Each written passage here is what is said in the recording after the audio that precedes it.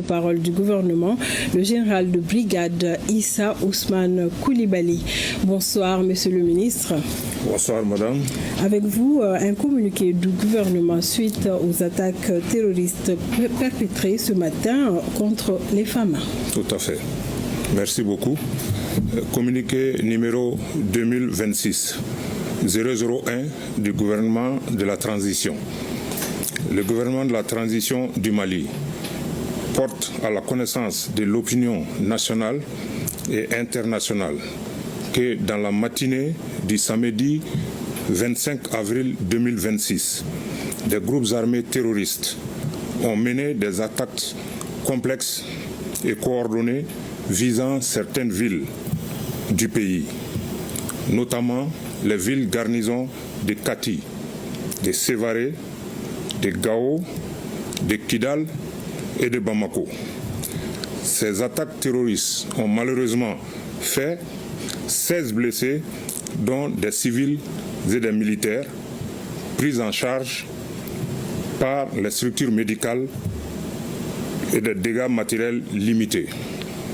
Grâce à la promptitude, au professionnalisme et à la détermination des forces armées et de sécurité maliennes, ces offensives ont été maîtrisées, plusieurs terroristes neutralisés et le dessein funeste des groupes armés terroristes a été mis en échec. À l'heure actuelle, la situation est totalement sous contrôle dans l'ensemble des localités concernées. Son Excellence, le général d'armée Assimi Goïta, président de la transition, chef de l'État, chef suprême des armées, le gouvernement de la transition et l'ensemble du peuple malien saluent la promptitude de l'engagement des forces armées et de sécurité, ainsi que leur patriotisme exemplaire et leur détermination sans faille à défendre la nation et à protéger les populations.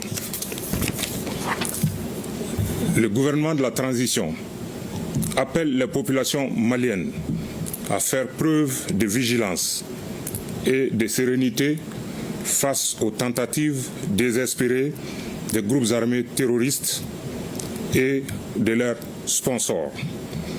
Il les exhorte à signaler tout mouvement suspect et à se référer exclusivement aux canaux officiels du gouvernement pour accéder à des informations fiables.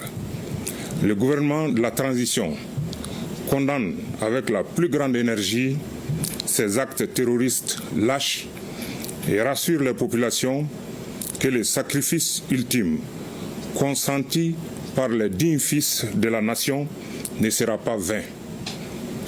Toutes les dispositions sont en cours afin de traquer et traduire en justice les auteurs, complices et commanditaires de ces actes ignobles.